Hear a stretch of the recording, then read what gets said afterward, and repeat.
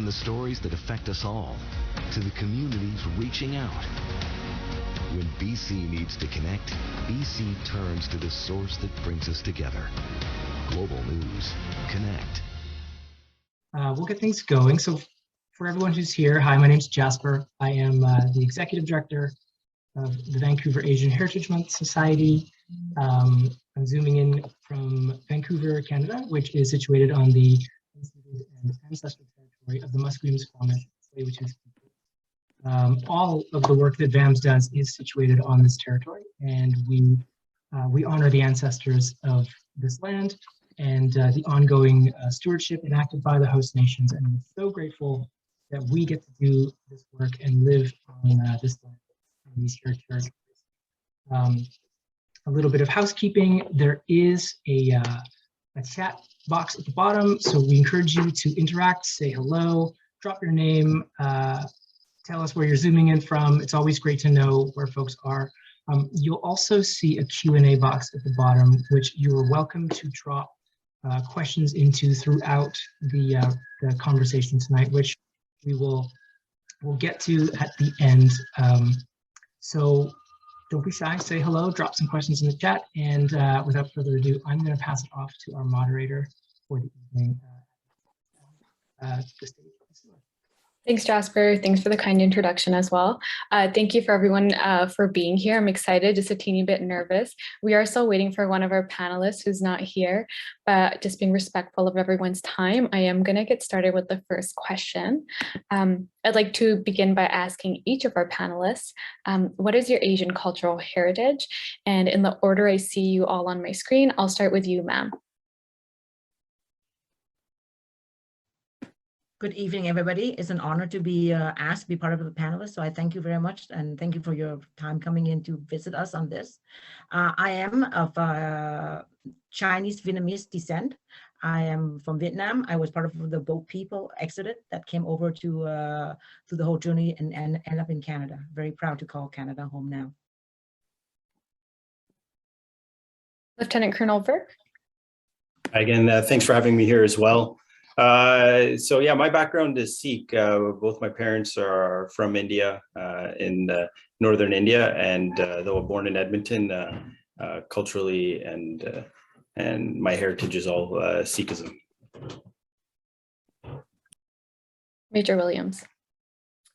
Thanks for everyone taking the time to come out and to hear a little bit about us. My father was born in the United Kingdom. He is Caucasian, and my mother was born in Malaysia, but she is Chinese. And I was born in Mississauga, Ontario. Thank you. I'm also Sikh. I thought I'd share that. The next question I want to jump into, I'm sure a lot of the people that are joining us today might have this on mind. Why did you all join the Canadian Armed Forces? We can go backwards this time. We can have Major Williams answer first. So I wanted to join the Canadian Armed Forces because I was actually in Air Cadets for 5 years. That's something that my parents thought would be a good idea after they heard from my cousin how great it was. So they volunteered me to join the Air Cadets. So I was in the Air Cadets for 5 years, and it was kind of sort of a natural transition to kind of apply for the military after that. So that's kind of what led me down this way. Go to Lieutenant Colonel Burke. Yeah, for sure. And I'm going to apologize in advance. I have a 12-year-old upstairs celebrating her birthday today. So if you hear any background noise, no, it wasn't like T-flashes and artillery simulation. That's fine. Let her celebrate. Right? Yeah. So no. So the reason for why I joined was the question, right, Avneet? Yeah. Yeah. So my inspiration falls actually quite along my family lines. I'm fourth generation military. My uncle was a colonel in the Indian Army. My grandfather was a lieutenant colonel in the British Indian Army, and then my great-grandfather was also serving. So the history's sort of there in the blood. It's a strong component of our culture and our history as well. So I've always seen it, but didn't get a lot of exposure growing up in small town Canada in the South Okanagan until I moved to Vancouver to go to university, and then got exposed to the reserves. And I thought, what a great way to link what was always a part of our family history and explore. That's great. Yeah, being a part of the South Asian community, there's always a sense of pride when you see somebody, someone of your own in uniform. I don't come from a military family, but when I see someone like you, sir, I do get inspired for sure. We'll move on to you, ma'am. So my story is not as glorious as Lieutenant Colonel Burke. Okay, I joined for summer employment. So I was in school and was going through all the posting they have, and we'll talk further about this, was Summer Youth Employment Program. And I read it and it fits my personality, what all the adventure is talking about. And we can talk further about that, how recruiting can go, what we can do in recruiting to get to more people of diverse background, right? But yeah, that's the main reason I joined. Never regret it though. That's great to hear. Just a follow-up question actually to that, ma'am. When you informed your family, what were their reactions? Well, my circumstance and the time I joined is very different. I came from a refugee family where our role are almost reversed. I came over here, I have to guide my parents through a new culture, right? They didn't speak very much English or any at all. So I have to educate them on it, right? So I have to do the digging and educate on it. And how I presented to them, they're very supportive, right? Because we do come from a war-torn country, that the military represent a very different kind of force than the Canadian force, right? So I have to educate them, but their response initially has been really good and continue to be so. That's good to hear, ma'am. The question I have next is for Major Williams. So you were an air cadet. Did you have any expectations before you joined the CAF, or any concerns before you joined? Or was it always a positive experience from the get-go? I guess you kind of have to approach things with a bit of an open mind. I watched a lot of movies growing up, and so the image of boot camp didn't quite match up to what I experienced. But I guess I had kind of a little bit exposed to what I might expect with air cadets, so I was fairly in line. It was obviously a little bit more military, than they can kind of make you do push-ups, but for the most part, it was pretty in line with what I experienced, so it wasn't too bad. Yeah, when Hollywood has created this narrative of what it's like to be in the military, and I felt victim to that. And that's what I thought, but since being at least civvy side, I know it's not too bad. Well, Lieutenant Commander Wong has joined us, so I'll go back to the first question that we had. Sir, what is your Asian cultural heritage? So, good evening, everyone. Sorry for the late join. My heritage is actually Chinese Malaysian. So I was born in Kuala Lumpur, Malaysia, and immigrated to Canada in the mid 80s. My father is also Chinese Malaysian, and my mother is Caucasian from the UK. And did anyone inspire you to join the CAF, or was that the path that you had already chosen? No, actually, similar to some of the other panels. So I was looking for basically a sense of adventure, the ability to travel, and a university scholarship. So I got all those, and I felt the Navy was the best way to accomplish that initially. And the traveling's been good? Yeah, it's been great. Had a lot of chance to travel, both on a ship and as well as on a plane. So it's been great.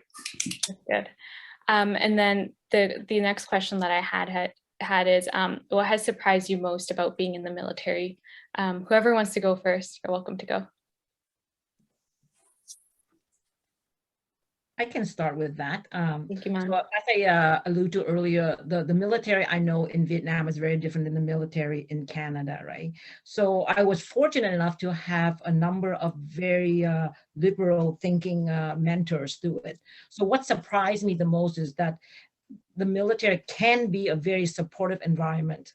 And I hope that we could continue to build on that, right? Because when you hear about the military, you hear structures and very harsh kind of, reward and punishment, right? So I was very surprised on how supportive it can be. And I stress the word it can be, right? That was what surprised me the most. I can attest to that, at least from civvy side. I've never felt more supported than I have being a part of this institution, for sure. I'm just going to pick on someone now, so I'll go to Major Williams. Sure. So one of the things that was really apparent to me when I joined the military is that I'd grown up with a close group of friends that I had known sort of virtually all my life. And, I thought that I was close with those people. And then I joined the military, and you live, you sweat, you don't sleep, and you go through boot camp with these people and you experience all these moments together, growing. And I instantly became almost closer with these people right away that I had known for, weeks at a time. So that was one of the most surprising things to me, was like the relationship that you develop with these people almost instantly. You have that kind of instant connection, that instant bond for sharing these experiences. That's great to hear. No sleep, you're making me rethink joining this meeting. I'll move on to Lieutenant Colonel Burke.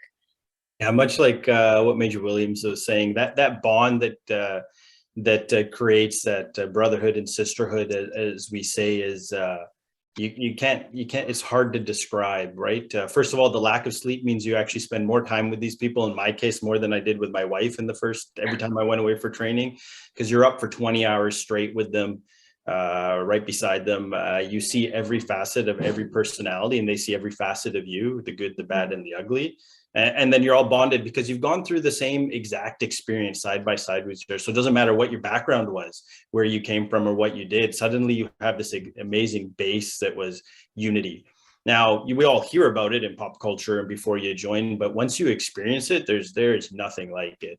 And the people that I did courses with years and years ago, because you're always doing courses, they're like fast family. They're beyond friends. And so even if you see them after 10 years, it's just like you fall right back into step. So that has been a really special component of it, I think. Yeah, we're shattering some stereotypes here for sure, at least for those who aren't a part of the military. I've met some of the most brilliant people, and I'm learning so much as I'm going. I hope in the future we have more panels like this, because in the maybe 9 months I've been here now, I've been convinced. Lieutenant Commander Wong? No, similar to the other experiences, but I'll also mention the support at home as well. Whether you come back from a deployment or a lot of time away, mental health is obviously a big deal. But able to have the support from the members within your unit and with your military family, that's been really great. So that extra support and mental health has been absolutely amazing, and what we receive from, and my biggest surprise, I guess, by being in the military. It's good to hear. That's probably also a surprise to a lot of people who aren't military. Mental health, right? It's not just a buzzword, but we're really not just contributing to positive culture change, but taking the physical and the mental health of our soldiers very seriously. Thank you for that. I also want to mention last week, the advisory panel for the Minister of National Defense released a report into the policies, processes, and practices that enable systemic racism and discrimination in the Department of National Defense and the CAF, and provided advice on how to eliminate them from the institution. The report provides recommendations for change in the organization, including improving recruitment efforts in multicultural communities and using data to measure progress. This panel is not here to discuss the report. We're just here to discuss, Asian Heritage Month as well. But we would like to hear from each of you about your experiences within the Canadian Armed Forces as Asian Canadian members. So I'll start with you again, ma'am.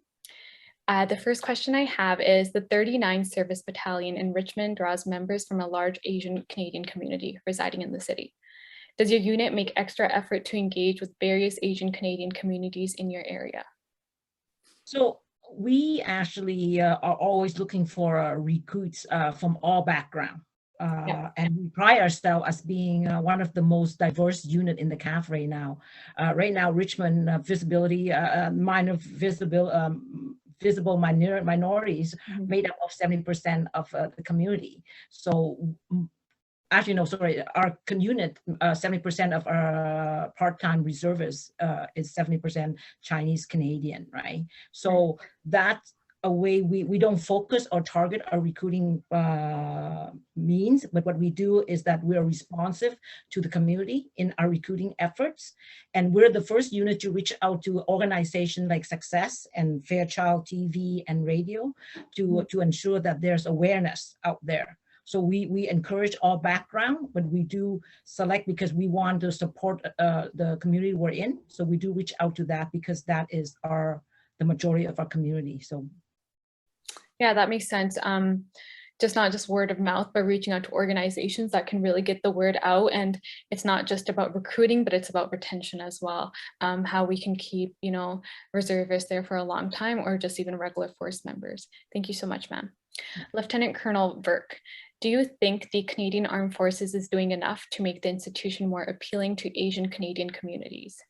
Yeah, I would say this is a journey, so enough is never going to be achievable. But on the flip side is I would even challenge it in saying our goal should not be to make it appealing, but to make it better understood. We are not selling what we are doing. This is a life of service and sometimes pain, right? And a sacrifice for sure is there. But we need to make sure that the Asian Canadian community understands that what it is like to serve, because there's such a huge component of Asian culture and service go hand in hand together, and making sure that message is twinned. There are so many Canadians that have gone back for 100 years that of Asian heritage that have served within Canada, and I think that's important to make sure that Canadians now understand that, to recognize that our culture and our history in the military is also Asian culture and history. Mm-hmm. Yeah, great point. Thank you so much, sir. The next question I have is for Lieutenant Commander Wong. How do you see the Royal Canadian Navy with regards to cultural diversity, especially in its Asian Canadian membership here in BC? How has this changed since you first joined? So I guess I'll answer your second question first. So how has it changed since I've joined? So the short answer is absolutely positively, and there's much more diversity. When I was going through naval officer training adventure over 20 years ago, I think I was probably the only one of Asian Canadian ethnicity actually going through. And when I joined my first ship, my first destroyer, it's about almost 300 people on board, and I think I was also the only Asian Canadian on board at that time between the sailors and the officers. And then when I've come back to this coast after being away for about 10 to 15 years, it's been a huge change. Walking around the base now, we're seeing a lot more diversity, a lot more Asian Canadians, interacting with them both on ship and in different units and in more leadership positions. So positively, there's been a great change I've seen over the last 20 years or so. That's great. You said that there weren't many Asian Canadians like you first on ship. How were you received? Oh, openly, obviously, on a ship environment, it's probably very similar to on the regiment or Air Force squadron. It's a very team-oriented environment, and once you're able to accomplish the task that you're set forth, the team will accept you and help you along the way. So I've never had an issue being accepted into a certain crew or ship. That's great to hear. Thank you so much, sir. Major Williams, the next question I have for you is, have you ever experienced discrimination during your military career? Is ethnic diversity something that's openly talked about? So I guess I would comment and say that I had experienced some discrimination, I would say maybe sort of mild, back to when I sort of first joined. I would say that, as we've progressed as society, I've definitely experienced it less and less and less. And I can't recall the last time, I really had to sit down and kind of think about it to the last time that I'd experienced it. Sorry, could you just repeat the second part of your question? Yeah, no worries, sir. The second part of the question is ethnic diversity something that's openly talked about? I think that as part of the Canadian Forces, they have sort of annual recurrent training that takes place each and every year. And it's not a topic that comes up every year, but there's sort of exposure training that comes up every year that's talked about. So it is talked about, not maybe regularly, but it does come up. And another thing that I've experienced as well is there's surveys that constantly kind of come out asking about visible minorities to share their experiences and if there's anything that we can do. So we are seeing sort of, at least in my personal experience, I am seeing sort of an effort to change and to learn and understand kind of what we're experiencing. I can relate to that. I would have to sit down and really think about any discrimination that I've endured throughout my 25 years of existence. Maybe for my dad or my brother, but not so much for me. And I'm glad that you've been supported and there are efforts right now in the CAF. So thank you for sharing so much. The next question I have is again for Lieutenant Colonel Burke. Have you seen any strengths or shortcomings regarding diversity inclusion policies in the CAF? Yeah, for sure. I think the answer will be both. There are some strengths and areas that we can improve upon. The policies are there in place. I think I really appreciate that it's a very top-down directed approach here. So there seems to be some great genuine aspects to hit on the diversity correctly. Much like you have experienced, Avneet, and Major Williams had just sort of spoken through, it's a discussion we have in our household for our daughters. I have 2 young daughters, and me and my wife talk about it. Is like, yeah, the level of racism I would have experienced just in society general has changed from 20, 25, 30 years ago than it is now. And what my daughter's experience is probably very subtle. So it exists, but it is sort of underneath, it's underneath the surface. So that's a positive, because we're seeing movement and growth in society to a general where it isn't normal or normalized, or neither is it accepted to have humor or stereotyping being brought out forward. So that's positive. What's going to be happening is that it is much more subtle, so it's much harder to continue to that root out concept of it. So where the policies will have difficulty, and where it really then comes upon us as leaders, is that you need to affect the anti-racism at the individual level. And policies are meant to design to sort of have this entire institutional approach to be able to tackle it. So it gives you some of the tools, but implementation of it is by individuals and leaders. And so the real onus then sort of falls upon us to be able to go forward, be real champions in the process, and then also show our soldiers and Canadians that we truly do care about them, and that we'll be their champions as it moves forward. So I think that is an area where we'll see evolution and growth as it continues to go on. I agree with that. Thank you so much. Going back to you, ma'am. We're going to be going back to you and talking about your unit. Does your unit participate in Asian cultural heritage events? Would you like to see greater cultural recognition opportunities for military members of Asian heritage? So we definitely do get involved, and it's always us reaching out at the initial step. We're involved in events like the Chinese New Year's parade down Chinatown. And also with my own connection, I'm on the board with the Chinese Canadian Museum Society. So we have many times reached out to them and work with the CCMS to support them and the Chinese descent vets on their Remembrance Day. Definitely, I think out of the 3 pillars of Aboriginal, women, and visible minorities, the visible minority has been lacking or behind in getting ramped up. So we definitely need to increase more outreach programs in the community so that the force can better reflect on what our society is about, right? So, and we have to have support from the brigade, because as we get involved, it is being published and advertised, and I guess on social media, of our involvement of the Asian take onto the force, right? So it is definitely happening and improving, but it's can always require more attention, and that's just not the Asian, but just visible minority in general. Oh, I agree. I'm South Asian, I'm Punjabi, so having soldiers out during the Vaisakhi parade was probably the funnest part of the parade, and I'd see everybody light up and seeing soldiers. I don't know how much it helped in recruitment efforts, but it's always good to see members serving out in the public, and just seeing them in uniform can be inspiring for a lot of youth. Thank you so much for sharing. Yeah, actually, just to add on that, a lot of time after the parade, we get approached by the public a lot with a lot of questions, right? And in a way, I don't know the exact number, how many recruits come out of that, but it is definitely a really good recruiting drive also.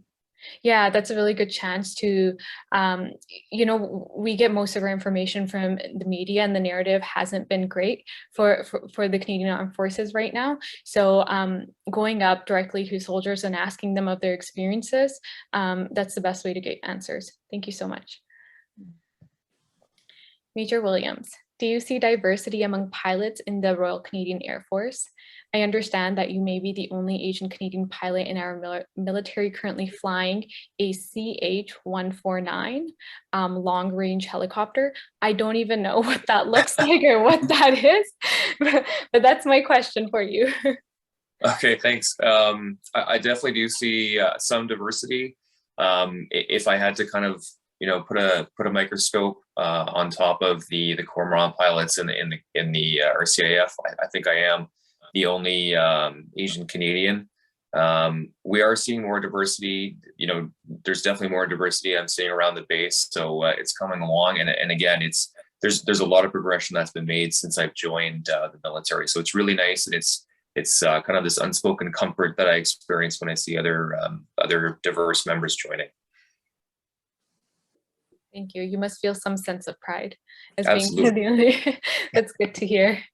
The next question I have for you is, as a person with European and Asian heritage, has either culture played a part in your decision to become a pilot and join the military?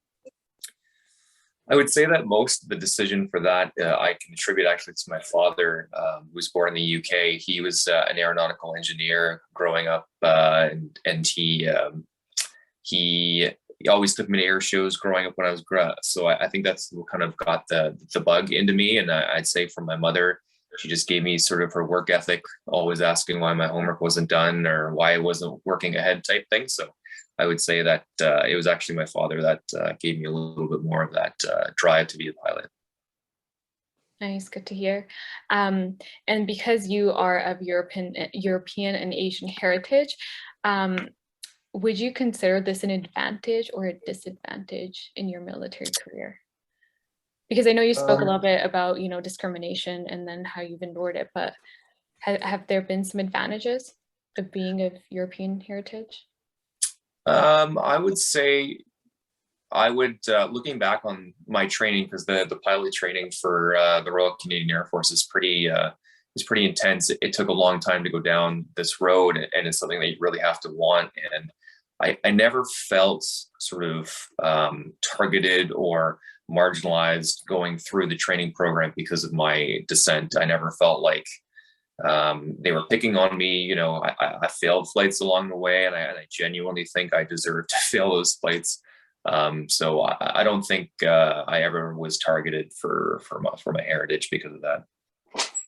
It's good to hear, but considering you are the only Asian Canadian pilot, do you think that the Air Force is doing enough to encourage more Asian Canadians to join?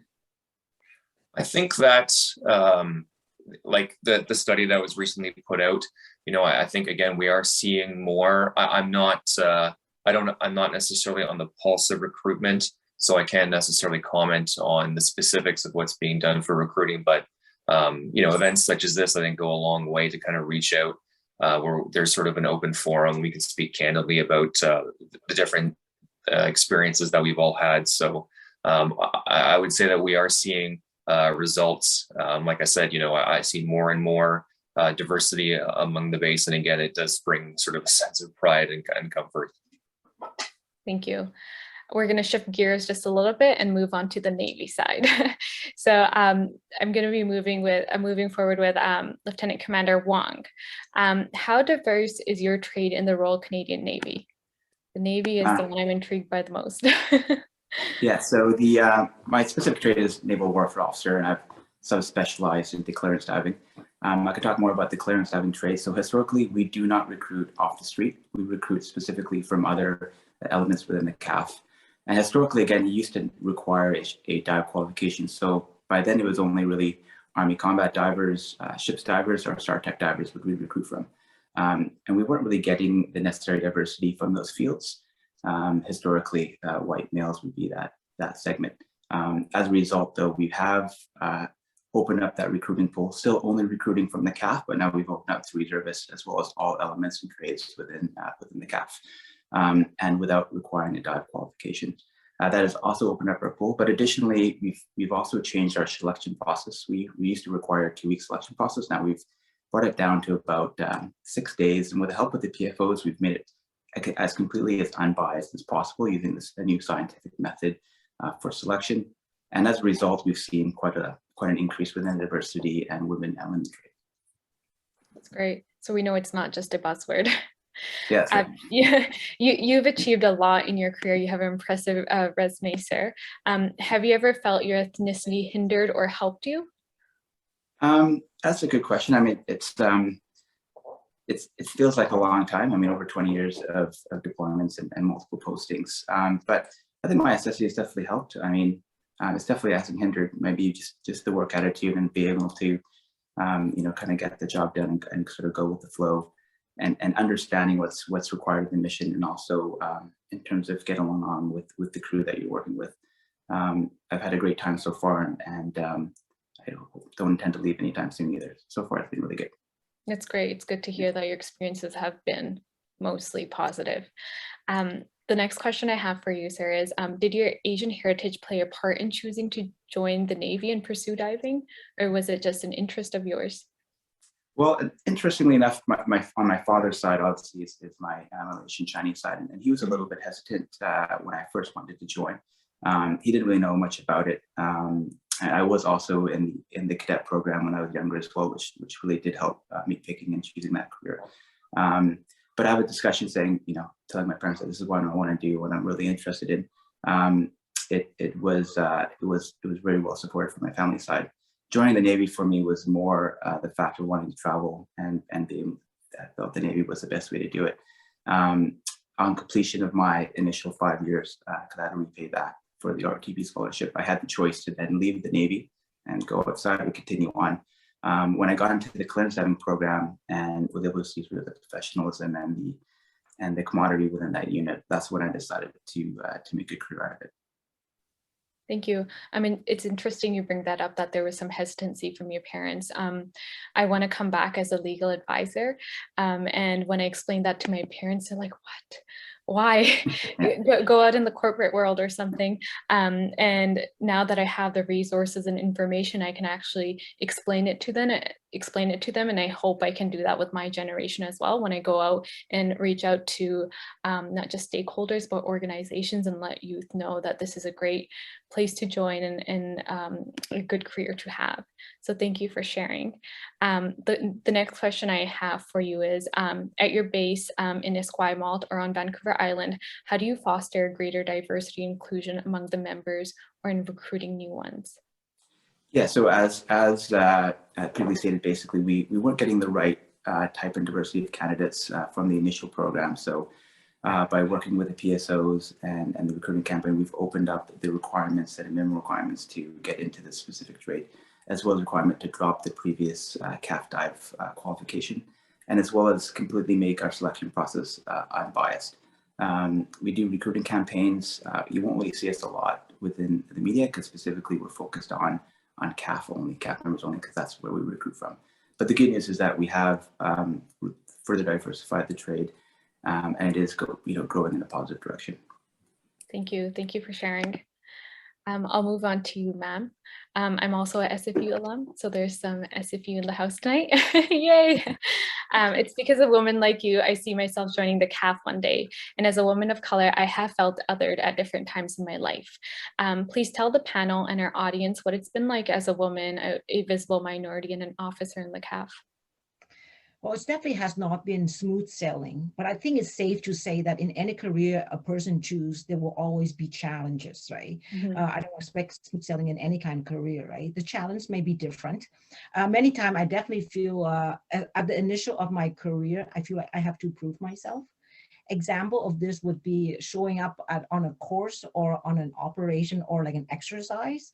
If you show up and there's a 6-foot Caucasian versus a barely 5-foot Asian female, they gravitate toward, they think there's more confidence in that, right? So you need to prove that, you can do the job, right? So that's the initial of my career. That has changed since I have proven and move on to where I am. So that itself has been really rewarding to see that shift, that you no longer have to prove. And I really want to pass it on to a lot of the females in my unit to encourage that, right? So it's basically going through, and what I want to also to bring out to encourage people is that you should look at those at separate situation or circumstance. Don't try to paint the same brush over everything, and then jaded your own approach to things, and that could be your downfall, right? So I encourage people who are looking to join like yourself. You will go and you will experience negativities in certain things. It could be because you're a female, you're a minority, or it could be just something else, right? But not to paint that in the big same paintbrush.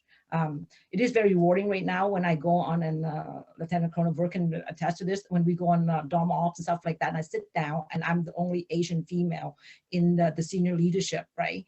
And I didn't notice that until recently, because this has become such a subject for all of us to talk about diversity. So I'm looking forward to more senior representation of Asian and female in the senior leadership roles.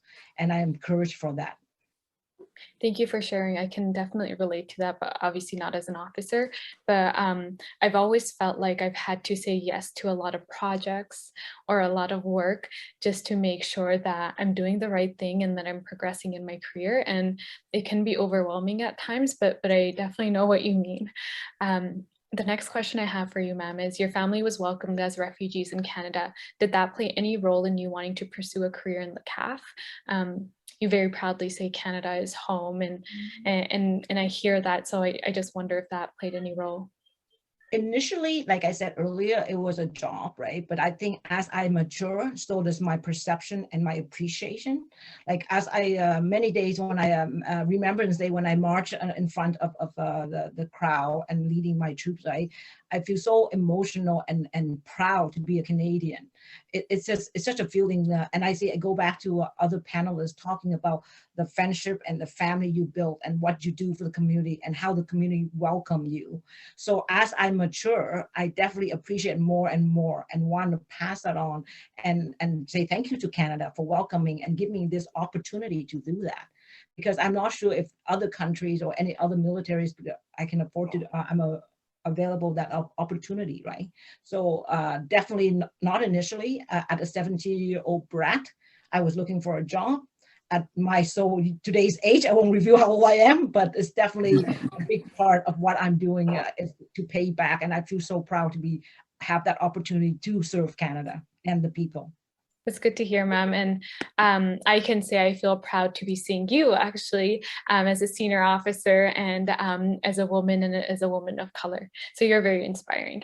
The next question I have for you is, how do we mitigate issues of tokenism and othering while still promoting diverse and inclusive practice we speak so much of right now? No, ultimately, I think most people agree with me. The process, selection process should be, the base of it should be merit-based. It shouldn't be because of my race, my sex, or anything like that, right? It should be merit-based, right? That being said, I think what we need to do, and it's been identified, is expand that pool that we're selecting from to include the diversity that is reflected in Canada. So we need to have a force that reflect the people that we're serving. And I think, and I spoke earlier about the outreach programs, right, to communities that doesn't even know there is opportunities in the CAF, right? They don't even think about that, right? So definitely, I don't think it should be tokenism or anything like that. It should be merit-based, but we need to expand that pool of selection, and that will minimize the gap we have right now. I agree. I agree very much with that one. Thank you so much for sharing, ma'am. The next set of questions I have are for Lieutenant Colonel Vincent Burke. So you joined the Canadian Armed Forces in 2001, and did your ethnicity ever play a role in how you were treated by other members of the military? I would be surprised if it didn't, but I'll say honestly, it's not always also been a negative aspect. A lot of people who join the military join for adventure. And when you have adventure, you have questions. And so there's an inquisitive mind out there. And there's a lot of times where it's just been genuine curiosity to learn about the soldier you're soldiering with side by side. So it's really been a sort of a great opportunity to educate as well as learn from others about their background. But there are times where my ethnicity would have possibly played into individual aspects of the career that have come into play. But I think an important thing is to recognize maybe it's not only from those internally within the organization, but also when you're out there at the face of Canada or in a community or on a deployment in different locations with different people and different cultures, you're representing Canada in uniform, but does that person see you as a Canadian soldier, or do they see you as the color of your face or your gender? And it has it. You almost have to think twice of how do you approach that, right? We've all faced it, all of us on this panel, and probably everyone who's listening in to a form of racism, be it with you directly or someone who's been near you, and it elicits a whole variety of responses and emotions, right? But you need to find a way to make sure you maintain professionalism through it.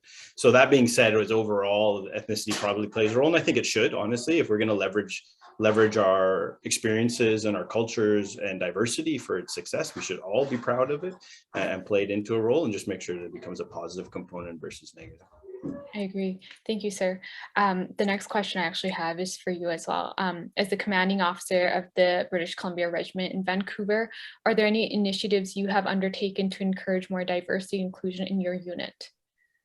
Yeah, I'm actually sort of excited with this question. Much while Anne was speaking, her unit is actually really doing amazingly well for diversity and gender and sexuality inclusion as well. My regiment also is, I'm very proud to say, and fortunate to have been part of a very diverse regiment, right? I'm the second CO, not the first, and I won't be the last. I can see within my generation before I retire, there'll be more behind me. But so one of the things that we really need to do is, I think, not forget about the successes and inclusiveness. I wouldn't say inclusiveness, but somewhat of diversity that we've had in the past in the military. So internally within the regiment, we have new programs where we're looking at finding the stories in history for those actual true trailblazers, maybe at 100 years ago, such as Lieutenant Bertrand, who was the first Canadian, potentially one of the first Canadian Black combat armor officers to fight in Vimy Ridge, right? Or if it was Douglas Yang, who was one of the first Canadian Chinese to have joined the military and served and became one of the first Canadian MPs, right? Like, these are true trailblazers who fought through situations to decide, like personal sacrifice, both at home front and in their community to serve their country, and really trailblazed and did it very, very successfully. So now we're trying to bring those stories to life and then really showcase that out to our soldiers, those stories, because what it is much what Anne is saying is the fabric of Canadian society is changing, right? So we serve Canadians. So we need to be able to not only showcase for recruiting, but also show Canadians that their heritage, our heritage from when we were, our family's heritage, wherever it originated from, is also Canadian heritage and is as much a part of the military as anyone else's heritage. So that you build that bond and esprit de corps right out of day one and not make someone feel like they have to earn it over years. Thank you. I'm actually a little excited about asking about the next question because we share the same faith, and I think I can relate to you right now. Based on what you have learned during your military career, what would you tell your younger self? Because this might be advice for myself. So you asked me a dangerous question based on self-reflection, right? And the list could be extremely long. But seriously, I think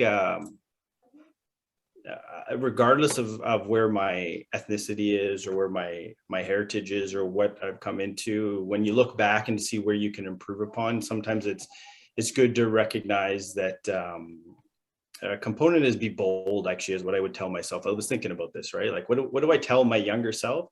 Continue to be bold, remain humble, but listen, because you're always learning. So this institution we are in, warfighting institution, is predicated on doing one thing: constantly teaching. We're a teaching organization. You soldiers, even as Justin was saying, right? Like, you could be a trained sailor, but then you want to become a diver. You're only chosen from that. So you're going to be teaching all the time, right? Same within the Army and the Air Force. So it's always listening and learning, and then remain calm, but be bold, be excited about what you do, and don't let anyone veer you from that path. You joined because you have a little sense of adventure, and there will be people in your life that will always maybe say something that will sort of maybe want to bring you down a notch, maybe inadvertently, right? Or subdue your dreams. Don't let that happen, right? Because this is an organization, and just generally anywhere you go, is you can find success if you stick to your guns on that one. Don't let other people bring you down on that. Thank you. Thank you for sharing that. That was helpful, actually. The next question I have is also for you again, actually, sir. BC has a large Indo-Canadian community. Do you ever feel like you are under a microscope within this community as example for others to follow? Before I even joined D&D, I heard about you, sir. So it was our former MND, but your name would always come up too. So it was inspiring and nice to hear. But do you ever feel like you're under a microscope? I do now after you've said that, because I didn't recognize that. But yeah, you know, I almost wouldn't look at it as being under a microscope before, when I was more junior of my years, whereas I was looking forward to seeing who's in front of me, right? Then time Colonel Sajan, who's a secret MND you didn't speak about, was my CO, and I would look to him, and there were other officers in my regiment. As I progressed through my career, I've started to realize that that I am the one that people are looking towards a little bit. I'll go out on exercise, or I'll go to training, and I will walk through the training grounds, and some random soldier, probably been in for 6 months, will come up and see me. Sikh, wearing a turban, and just want to say hi, right? Doesn't know me, but he recognizes me based on where my cut is. And that's that sense of bond, by just being able to say hi, talk to them for a few minutes, gives them some assurity, and sort of almost an avenue of saying, okay, there's someone else I can talk to if I need to, or I see progress and progression regardless of where you're going through, right? So yeah, I think there's a little bit of the microscope more as it goes along, and I think it's important, actually, in the sense that, much like I would say my microscope is probably half as much as Anne's microscope, okay, because she is seeing both of Asian heritage and a female, and she's from both angles. Is truly a one to watch as you move along, because we have to continue to break through those ceilings so that more and more can come behind us, so it becomes normalized. And it is normal in intent, but it isn't normalized by all the soldiers or representative as a percentage of Canadian society. So we have work to do for sure on that front, and we got to carry on going forward. Yeah, thank you for sharing. At this time, we would like to ask our audience to please use the chat to send us any questions that you may have for our panelists. And I'll just filter through them, and then I can say them out loud, and it's open to anyone, and anyone can answer. Just give me 1 second. So the first one that I see here is, in your own experience, how has the CAF D&D made a more inclusive and safe space for visible minorities, the LGBTQ2+ community, women, Indigenous, the Indigenous community, and what do you think the Canadian Armed Forces needs to do to make it more inclusive?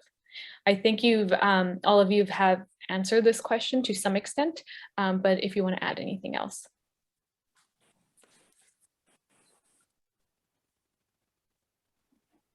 I do want to add the fact that, just so that people are aware, like every other organization currently out there right now, I work for my civilian job and the military, we are all very conscious of the diversity, and it's coming up, like what Lieutenant Colonel Burke said earlier, is that the CAF is actually doing, like every other organization, we're educating our people.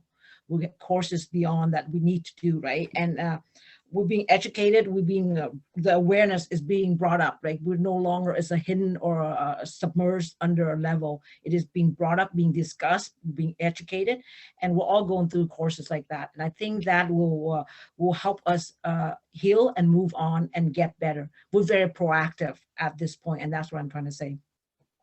Thank you, ma'am. Anyone else want to add on?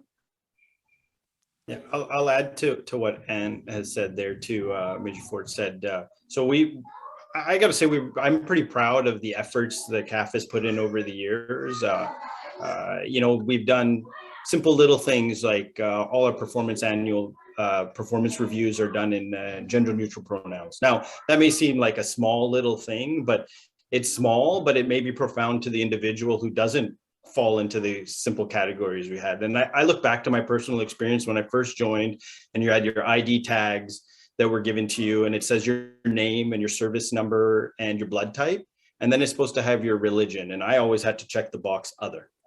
There were 3 choices, mine didn't fit, and I was in other. I'm like, well, it's like, that doesn't make great sense. So when it comes time for me to be buried, if it so happens that case, that someone's gonna have to go look up other and what that means, right? So it's a little thing, but I think it really makes an effect, and it sticks within people. So So we have been, I think, not leading, but we've been ahead of the game. That just didn't happen this year. That was probably 3 or 4 years ago that change has started occurring.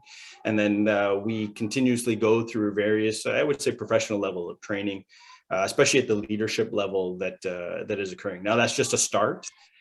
We still have a lot of work culturally to grow into that, but that's in that regard. I leave it to someone else to maybe speak to this too as well.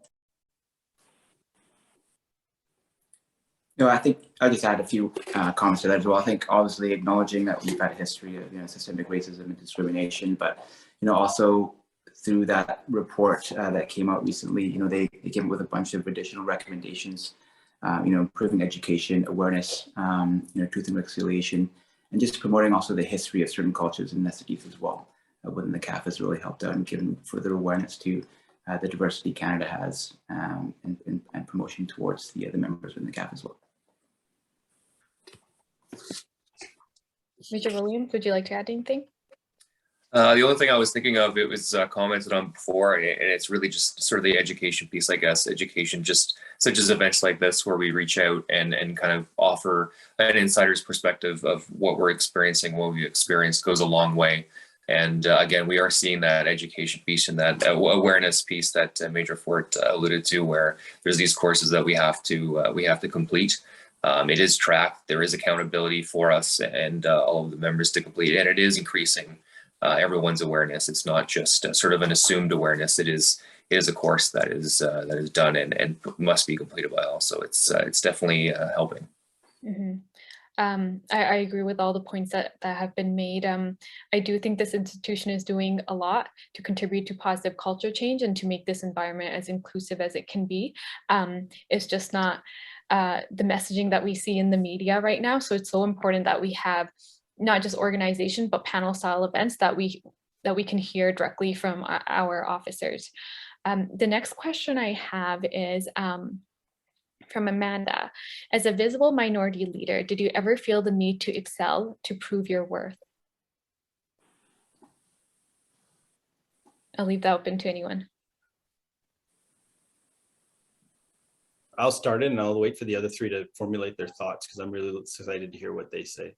Amanda, I would tell you right out the gate, no, because I feel like I need to excel regardless of my ethnicity. So my way of approach is doing things beyond the standard, right? Or at least I should be striving for that. So I'm always excelling for it. And this is an institution that generally speaking supports that, right? So it's regardless of my ethnicity.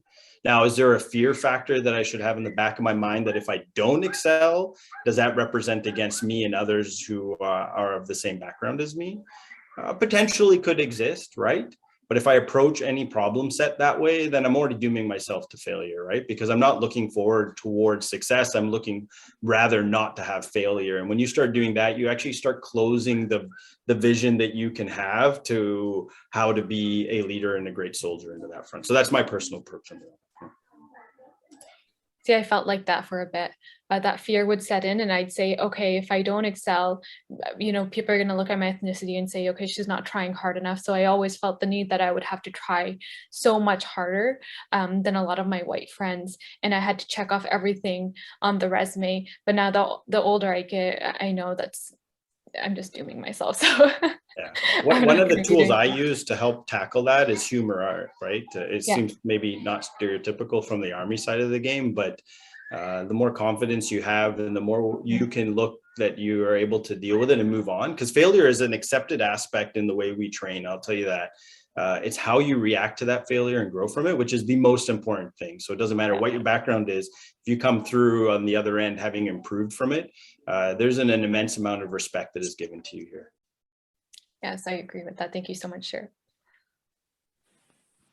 Ma'am, do you want to say something? I want to add to that. I did feel when younger a need to prove, and I think that comes with maturity. I have a daughter who's 22, who's planning to join the Air Force, the regular force actually, and I need to be there. I'm not gonna label or say but the younger generation is not maybe as resilient because of of the culture they grow up. So I need to reinforce them that it is okay to fail, like Lieutenant Burke said, right? But how you deal with it is very important, right? But I did feel the need to prove myself as a female and as an Asian person in an organization that is dominantly white Caucasian male, right? So when going through that, but as you mature, I've fortunate to reach to a level where I don't need, like, I have to prove myself anymore. I am who I am, and I contribute as much as I can. But it's something that I think as people who's joining, no matter what you do, you got to be conscious of it, and how you manage that fear or that need to prove is crucial, is the bottom of it, and how you have to manage. So being aware of it is very important, right? But I think that we all will go through that level of fear, like you said, or that doubt, or that need to prove or be more to be recognized, right? But how we manage that is very crucial. Thank you. Yeah, so I think from my experience, it's not the training we do in the Navy, where bridge watchkeeper on a bridge of a warship, or as you go through your director warfare training or oral training, or even clearance diving officer training, you're doing a lot of your the initial training with the crew that you're going to be working with. So you want to succeed, not necessarily for yourself, but also because you're going to be leading these sailors and divers in future operations. And if you see yourself as a failure or failing, then you could be laying yourself down in front of the crew. In terms of my ethnicity, I think maybe it's just what my father put in me and my mom put in, is just always try to work hard and try your best. There's always, I've had failures, definitely, but through going and through obviously right mentor, I've had some great officers who've mentored me along the way as well, and that mentorship has definitely helped me along the way. But in terms of just trying to, for me, it's just more or less of not letting the crew down, and that was my sort of main plan of trying to get through it on the first attempt. Thank you for sharing. Major Williams?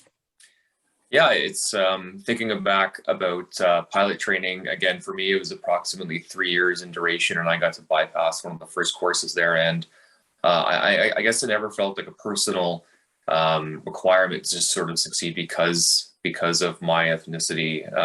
I think that, again, it's a trade that you need to really want, because it's a long road. And I know it's not the only long road. Speaking to the other careers here and the panelists, it's something that internally you just have to kind of dig deep and find within yourself to succeed, knowing that, as other people alluded to, you are going to fail. But again, it is how you pick yourself up. Fortunately, I had a lot of great people on my course that were able to support, even though it was a competitive course. You are competing against the people on your course for, if you want to fly jets or if you want to fly helicopters, you are competing. But again, there's that shared bond and camaraderie with people that you're all experiencing the same troubles, the same failures. So it was really fortunate to experience that. Thank you so much for sharing. I do want to be considerate of time. You're just at 7. There are a few more questions, but I think the panelists have answered them. So I just want to let everyone know, if you do want to get in touch with the panelists, you can get in touch with our office by emailing us at ndpao.pacific@gmail.com, and I'll drop that in the chat. I want to thank our panelists and our wonderful audience for joining us today. Special thanks to the VAM Society for organizing this event, and happy Asian Heritage Month, everyone. But I do want to let the audience know, again, the questions that I see in my chat right now, I will be forwarding them to the panelists, and hopefully they've been answered today. So thank you so much again. And thank you for letting me moderate. Thank you so much, Ms. Sandhu. Thank you to all of our panelists tonight, Major Fort, Major Williams, Lieutenant Colonel Burke, Lieutenant Commander Wong. Thank you so much for taking time to be with us, for being so candid with your responses. It's been so wonderful just to hear you talk. I would also like to thank our friend William, who's behind the scenes, who set all this up by reaching out to VAMS. Thank you, William, for making this happen, getting the ball rolling. This has been recorded, and we will be sharing it shortly throughout the interwebs. So thank you for joining us. Happy Asian Heritage Month, and take care, everyone. Thank you. Thank you. Thank you. There's a lot of nice messages coming for the officers right now saying you all are an inspiration. I thought I'd share that before I let you all go. I'll save the chat and I'll send it to everyone so we can read it over. Thank you. Good night. Take care, everyone. Bye. Have a good evening, everybody. Bye.